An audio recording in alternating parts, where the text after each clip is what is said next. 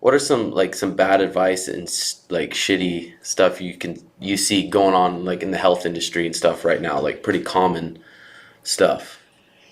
Oh man, I mean, look at working out. I think there's a lot of really bad advice with working out, and I think you got to look at the background where it comes from, like breaking down definitions and what words mean. Like you can do that in anything, right? Like what does it mean to be fit? What does it mean to be strong? And you can go into that, but I think the majority of the fitness industry, the background comes from bodybuilding, right? So you have this like probably, I mean, the Joe Weider, the Arnold Schwarzenegger, like that. Like I grew up reading muscle fitness magazines. Like I wanted to look like Arnold, and didn't realize that. I mean, those guys are, they're taking tons of stuff, and not that necessarily that's bad, right? But so I deal with more movement, mobility, and health, and I think most people would tell you they want to be healthy, but you could argue that like most bodybuilders aren't healthy. So, but if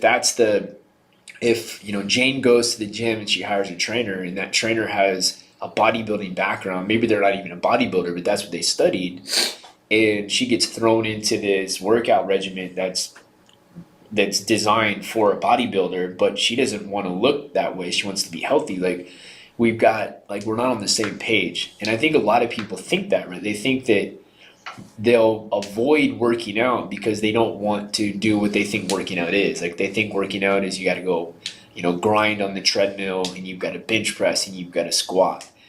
And I'm not saying that those are bad things, right? Those things can be great.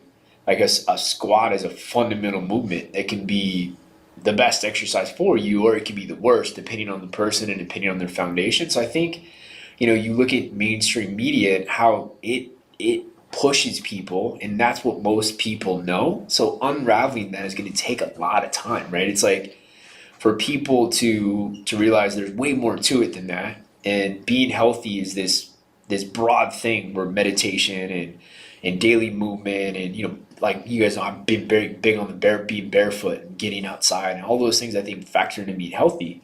So I think that's a big one for me is trying to change that. It's like, okay, how do we start to rewire that and show people that it's not everything. Like you can, if you care about aesthetics, which most people do, and there's nothing wrong with that. Like, there's a certain thing you need to do, but there's a lot of other things that play into that play into being healthy. And so that's a huge passion of mine is like trying to explain that daily movement should be a principle for everybody. And that might be a 10-minute walk with your dog or with your spouse or your partner or whatever. And it can be like these very simple things and aren't going to make you look like the fitness model. Like that's a different modality, but little things done, morning routines, nightly routines done on a consistent basis can really play into health. And if you're healthier, then you can do more, and then chances are you're going to look better, you're going to eat better, all of those things. So I think that if that makes sense, like it's like so many people don't understand that. Like if people come to my gym, we're fortunate that I think we now have a good enough reputation that people know like we're a little different. I know you come to us to move and to do those things. So we don't get people that just think that they're just going to get their butt kicked.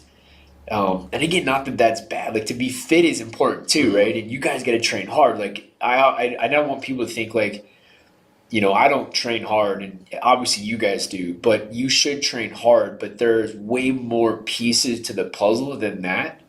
If health is a priority, if you all you cared about is health, like if your dogma was health, like all I care about, you would train very like right. You meditate a lot. Mm-hmm. You probably move a lot.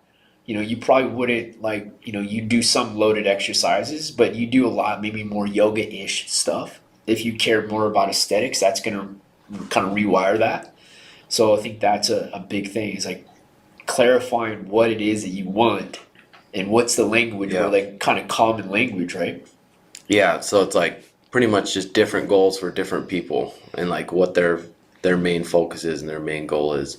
And that's one thing too for Sean and I like too. Like our main focus is our health and our brains Yeah. because like that's all we got is our health and our brains. So I'm not trying to eat a shitload of food just so I can get to 195 pounds so I can be a big welterweight. Or Sean's not trying to just bulk up and eat a bunch of like crappy whey proteins. We're trying to eat to where we're most healthy and our brains run the best. Yeah. And that's making sure we sleep good, 8 to 10 hours a night, making sure we're hydrated, making sure we meditate and give our minds like a little break, and making sure we do our movement and stuff. We're trying to find everything that's just going to make our bodies run the best. Like you said you've been moving at night more. Dude, moving at night and in the morning, just moving your body and you're just doing those stretches, those cat cows you were having us do. Yeah. I do those every single day.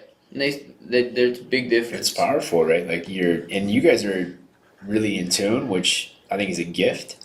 Like, right away you guys are making adjustments that some people that I work with take months. And that to me, that says a lot about an athlete or a person is when they're connected or they're making effort to be connected. And then I think it's easier to buy into that, because when you feel like you move your spine and you breathe, like, man, it makes me feel good. Why wouldn't you continue to do that, right?